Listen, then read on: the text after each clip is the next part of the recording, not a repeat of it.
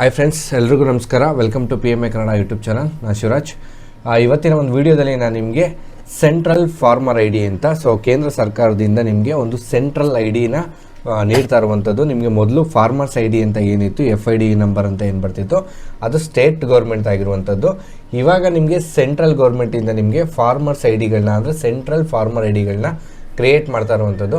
ಆ farmer I ಡಿಗಳನ್ನ ಯಾವ ರೀತಿ ಕ್ರಿಯೇಟ್ ಮಾಡಬೇಕು ಮತ್ತು ಯಾವ ರೀತಿ ಅದನ್ನು ಅಪ್ಲೈ ಮಾಡಬೇಕು ಅನ್ನೋದನ್ನ ನಿಮಗೆ ಈ ವಿಡಿಯೋದಲ್ಲಿ ಸಂಪೂರ್ಣವಾಗಿ ತಿಳಿಸ್ಕೊಡ್ತಾ ಹೋಗ್ತೀನಿ. ನೀವಿನ್ನೂ ನಮ್ಮ ಚಾನಲ್ಗೆ ಸಬ್ಸ್ಕ್ರೈಬ್ ಆಗಿಲ್ಲ ಅಂತಂದರೆ ಈ ಕೂಡಲೇ ನಮ್ಮ PMA ಕನ್ನಡ ಯೂಟ್ಯೂಬ್ ಚಾನಲ್ನ ಸಬ್ಸ್ಕ್ರೈಬ್ ಆಗಿ ಪಕ್ಕದಲ್ಲೇ ಇರುವಂಥ ಬೆಲ್ ಬಟನ್ನ ಓಕೆ ಮಾಡಿ. ಬನ್ನಿ ವಿಡಿಯೋನ ಸ್ಟಾರ್ಟ್ ಮಾಡೋಣ. ಮೊದಲನೇದಾಗಿ ನಿಮಗೆ ಈ ಒಂದು ಫಾರ್ಮರ್ಸ್ ಒಂದು ಸೆಂಟ್ರಲ್ ಫಾರ್ಮರ್ ಐ ಡಿನ ಕ್ರಿಯೇಟ್ ಮಾಡಬೇಕು ಅಂದರೆ ನಿಮ್ಮ ಹತ್ರ ಒಂದು ಆಧಾರ್ ಕಾರ್ಡ್ ಇರಬೇಕಾಗತ್ತೆ. ಯಾರ್ದು ಕಸ್ಟಮರ್ ಇರ್ತಾರೆ ಅಂದರೆ ರೈತರು ಯಾರು ಇರ್ತಾರೆ ಅವ್ರದ್ದು ಆಧಾರ್ ಕಾರ್ಡ್ ಇರಬೇಕಾಗತ್ತೆ, ಮತ್ತು ಅವರ ಒಂದು ಮೊಬೈಲ್ ನಂಬರು ಲಿಂಕ್ ಆಗಿರಬೇಕಾಗತ್ತೆ, ಮತ್ತು ನಿಮಗೆ ಆ ಒಂದು ರೈತರ ಒಂದು KYCನ ಫಸ್ಟ್ ಆಫ್ ಆಲ್ ಮಾಡಬೇಕಾಗತ್ತೆ. ಅದಾದಮೇಲೆ ಒಂದು ಸ್ವಯಂ ಘೋಷಣಾ ವಿದ್ಯುತ್ಮಾನ ಒಂದು ಪ್ರತಿ ಇರುತ್ತೆ, ಅದು ಯಾವ ರೀತಿ ಹಾಕೋದು ಅನ್ನೋದನ್ನ ನಾನು ನಿಮಗೆ ತಿಳಿಸ್ಕೊಡ್ತಾ ಹೋಗ್ತೀನಿ. ಮತ್ತು ಇದೆಲ್ಲನೂ ಸಹ ನಿಮಗೆ ಭೂ ಘೋಷಣೆಗಳ ಒಂದು ಲ್ಯಾಂಡ್ ಡಿಕ್ಲರೇಷನ್ ಏನಿರುತ್ತೆ, ಈ ಒಂದು ಲ್ಯಾಂಡ್ ಡಿಕ್ಲರೇಷನ್ನ ಮಾಡ್ಕೋಬೇಕಾಗಿರುತ್ತೆ. ಇಷ್ಟೂ ಸಹ ಪ್ರೋಸೆಸ್ಗಳು ನಿಮಗೆ ಈ ಒಂದು ಫ್ರೂಟ್ಸ್ ಲಾಗಿನಲ್ಲಿ ಸಿಗ್ತಾ ಹೋಗುತ್ತೆ.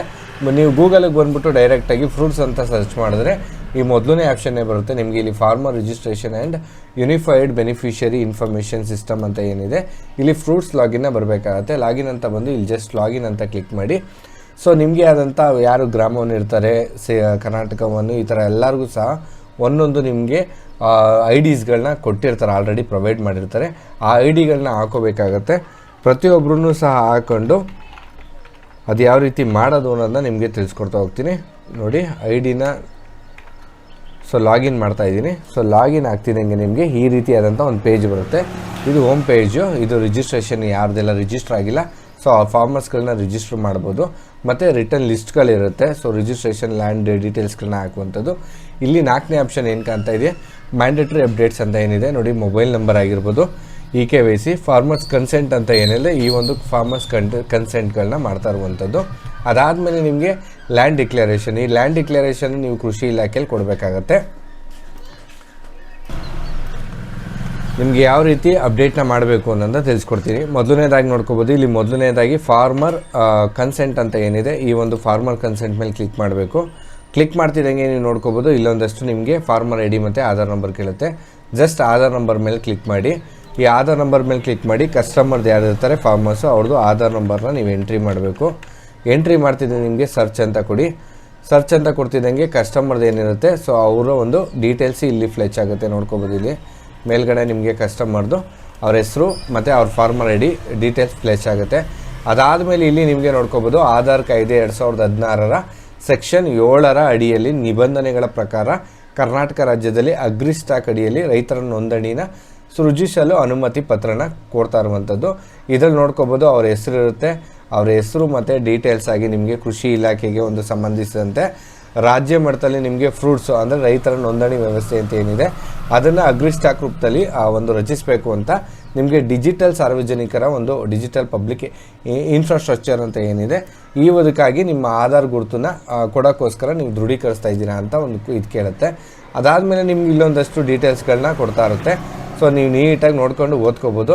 ಅದಾದಮೇಲೆ ನಿಮಗೆ ಇಲ್ಲಿ ಚೆಕ್ ಬಾಕ್ಸ್ ಅಂತ ಏನು ಕಾಣ್ತಾ ಇದೆ, ಈ ಒಂದು ಚೆಕ್ ಬಾಕ್ಸ್ ಮೇಲೆ ಕ್ಲಿಕ್ ಮಾಡಬೇಕು. ಕ್ಲಿಕ್ ಮಾಡಿದ್ಮೇಲೆ ನಿಮಗೆ ಸೈನ್ ಅಂತ ಕೇಳುತ್ತೆ. ಕ್ಲಿಕ್ ಮಾಡಿ ನಿಮಗೆ ರೀಡೈರೆಕ್ಟ್ ಆಗುತ್ತೆ. ಇಲ್ಲಿ ನೀವೇನು ಮಾಡ್ತೀರಾ ಅಂದರೆ ಕಸ್ಟಮರ್ದು ಆಧಾರ್ ಕಾರ್ಡ್ ನಂಬರ್ ಏನಿರುತ್ತೆ, ಆ ಆಧಾರ್ ಕಾರ್ಡ್ ನಂಬರ್ನ ಹಾಕಿ ಅವ್ರಿಗೆ ಒಂದು OTP ಬರುತ್ತೆ, ಮೆಸೇಜು ನೋಡಿ ತೋರಿಸ್ತೀನಿ. ಕಸ್ಟಮರ್ದು ಏನಿರುತ್ತೆ ಆ ಒಂದು ಆಧಾರ್ ಕಾರ್ಡ್ ನಂಬರ್ ಹಾಕ್ತೀರಾ, ಗೆಟ್ OTP ಅಂತ ಕೊಡ್ತೀರಾ. OTP ಕೊಟ್ಟ ನಂತರ ಅವರು ಕಸ್ಟಮರ್ಗೆ ಆಧಾರ್ ಕಾರ್ಡ್ ನಂಬರ್ಗೆ ಯಾವ ಒಂದು ಮೊಬೈಲ್ ನಂಬರ್ನ ಲಿಂಕ್ ಮಾಡಿರ್ತಾರೆ ಆ ಒಂದು ಮೊಬೈಲ್ ನಂಬರ್ಗೆ ಒಂದು OTP ಹೋಗುತ್ತೆ. ಆ OTPನ ನೀವು ಎಂಟ್ರಿ ಮಾಡ್ತೀರಾ. ಎಂಟ್ರಿ ಮಾಡಿದ ನಂತರ ನಿಮಗೆ ಇಲ್ಲಿ ಸಬ್ಮಿಟ್ ಅಂತ ಏನಿದೆ, ಈ ಸಬ್ಮಿಟ್ ಬಟನ್ ಮೇಲೆ ಕ್ಲಿಕ್ ಮಾಡ್ತೀರಾ. ಕ್ಲಿಕ್ ಮಾಡ್ತಿದ್ದಂಗೆ ನಿಮಗೆ ಅವ್ರದ್ದು ಒಂದು KYC ಏನಿದೆ, ಆ ಒಂದು ಸೈನ್ ಪ್ರೋಸೆಸ್ ಏನಿದೆ ನೋಡ್ಕೊಳ್ಳಿ. ಇಲ್ಲಿ ಸೈನ್ ಪ್ರೋಸೆಸ್ಸು ಕನ್ಸೆಂಟು ನಿಮಗೆ ಸೇವ್ ಆಗಿರುತ್ತೆ. ಸೇವ್ ಆದಮೇಲೆ ನಿಮಗೆ ಆರಾಮಾಗಿ ನೋಡಿ, ಇಲ್ಲಿ ಒಂದು ಕಸ್ಟಮರ್ದು ನಿಮಗೆ ಫಾರ್ಮರ್ ಕನ್ಸೆಂಟ್ ಕ್ಲಿಯರ್ ಆಗಿರುತ್ತೆ. ಅದಾದಮೇಲೆ 2ನೇ ಆಪ್ಷನ್ ಬಂದು ನಿಮಗೆ ಕಸ್ಟಮರ್ದು KYC ಅಂತ ಇರುತ್ತೆ. ಈ ಕಸ್ಟಮರ್ KYCನ ಕ್ಲಿಕ್ ಮಾಡಬೇಕು. ಕ್ಲಿಕ್ ಮಾಡಿದ್ಮೇಲೆ ಕಸ್ಟಮರ್ದು ಆಧಾರ್ ಕಾರ್ಡ್ ನಂಬರ್ ಏನಿರುತ್ತೆ, ಈಗ ಫಸ್ಟ್ ಏನು ಕೊಟ್ಟಿದ್ದೀರಾ ಅದೇ ಸೇಮ್ ಕಸ್ಟಮರ್ದು ಆ ಒಂದು ಕಸ್ಟಮರ್ದು ಆಧಾರ್ ಕಾರ್ಡ್ನ ಹಾಕಬೇಕು. ಆಧಾರ್ ಕಾರ್ಡ್ನ ಹಾಕಿದ ಮೇಲೆ ಅದಕ್ಕೂ ಒಂದು OTP ಬರುತ್ತೆ KYC ಮಾಡಬೇಕಾದ್ರೆ ನೋಡ್ಕೊಳ್ಳಿ. ಇಲ್ಲಿ ಆಧಾರ್ ಕಾರ್ಡ್ನ ದೃಢೀಕರಿಸ್ಬಿಟ್ಟು ನಿಮಗೆ OTP ಆಪ್ಷನ್ ಬೇಕಾ, ಇಲ್ಲ ಫೇಸ್ ಅಥೆಂಟಿಕೇಷನ್ ಬೇಕಾ, ಇಲ್ಲ ಫಿಂಗರ್ ಪ್ರಿಂಟ್ ಬೇಕಾ, ಯಾವ್ದು ಬೇಕೋ ಅದನ್ನು ಸೆಲೆಕ್ಟ್ ಮಾಡ್ಕೋಬೇಕಾಗತ್ತೆ. ಸೆಲೆಕ್ಟ್ ಮಾಡ್ತಿದ್ದಂಗೆ ಕಸ್ಟಮರ್ದು ಒಂದು OTP ಬರುತ್ತೆ ತಿರ್ಗಾ. ಸೊ ಮೆಸೇಜಸ್ ಬರುತ್ತೆ, ಆ ಮೆಸೇಜ್ನ ನೋಡ್ಕೋಬೇಕು.